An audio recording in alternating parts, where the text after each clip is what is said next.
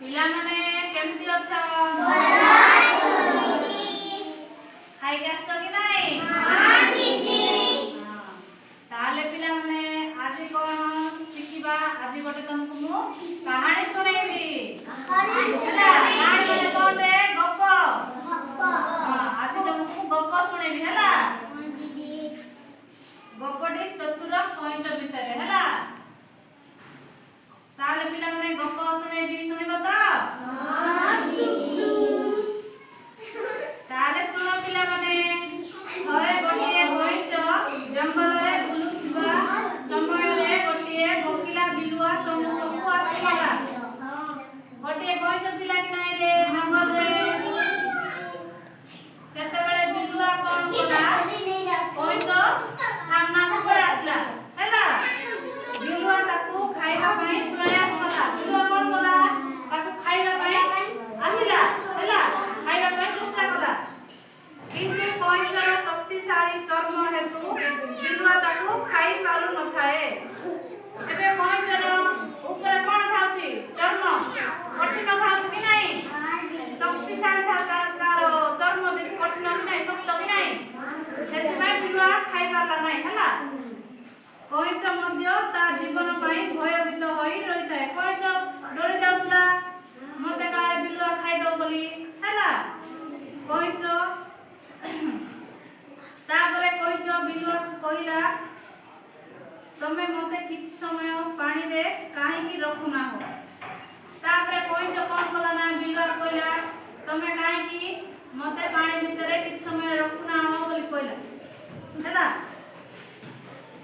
ତମେ ମତେ କିଛି ସମୟ ପାଣିରେ କାହିଁକି ରଖୁନାହଁ? ଯାହା ଫଳରେ ମୋର ଚର୍ମ କୋମଳ ହୋଇଯିବ। ତାପରେ ତମେ ମତେ ଅତି ସହଜରେ ଖାଇପାରିବ। କଇଁଚ କଣ କହିଲା ନା, ମତେ ପାଣିରେ କିଛି ସମୟ କାହିଁକି ରଖୁନ ବିଲୁଆ, ଆଉ ମୋର ଚର୍ମ କୋମଳ ହେଇଗଲେ ତମେ ସହଜରେ ମତେ ଖାଇପାରିବ ବୋଲି ବିଲୁଆକୁ କହିଲା କଇଁଚ। ହେଲା, ତାପରେ ବିଲୁଆ ଭାବିଲା। ବିଲୁଆ କଣ ଭାବିଲା?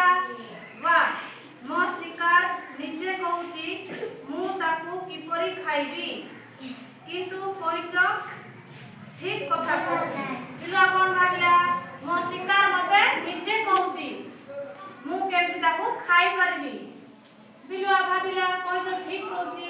ହେଲା, କଣ ତା କଥା ମତେ ମାନିବା ଉଚିତ। ଏମିତିରେ ମୁଁ ତ ତାକୁ ଖାଇ ପାରୁନି। ତା ଚର୍ମ ନରମ ହୋଇଗଲେ ତାକୁ ଆରାମରେ ଖାଇ ହେବ। ବିଲୁଆ କଣ ଭାବିଲା? କଇଁଚ ପାଣି ଭିତରେ ରହିଲେ ତା ଚର୍ମ ନରମ ହେଇଗଲେ ମୁଁ ତାକୁ ସହଜରେ ଖାଇପାରିବି ବୋଲି ଭାବିଲା। ହେଲା, ଏହାପରେ ସେ କଇଁଚକୁ ଗୋଟିଏ ନଦୀ କୂଳକୁ ନେଇ ଆସିଲା ଏବଂ ପାଣି ଭିତରେ ଛାଡ଼ିଦେଲା। ଏହାପରେ କଣ କଲା ରେ ବିଲୁଆ? କଇଁଚକୁ ନଦୀ କୂଳକୁ ନେଇ ଆସିଲା। ହେଲା, ଏହାପରେ ସେ କଇଁଚକୁ ଗୋଟିଏ ନଦୀ କୂଳକୁ ନେଇ ଆସିଲା। ହେଲା, ନଦୀ କୂଳକୁ ନେଇ କଣ ହେଲା? କଣ କଲା? ତାକୁ ଛାଡ଼ିଦେଲା। ହେଲା, ଛାଡ଼ିଦେଲା। କଇଁଚ କଣ କଲା ନା, ଧୀରେ ଧୀରେ ପହଁରି ପହଁରି କଇଁଚଟି କିଛି ସମୟ ପରେ ନଦୀର ମଧ୍ୟ ଭାଗରେ ପହଞ୍ଚିଗଲା।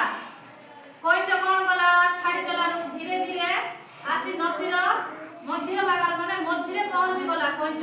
ହେଲା, ତାପରେ ସେ ସେଠାରୁ ପାଟି କରି କହିଲା,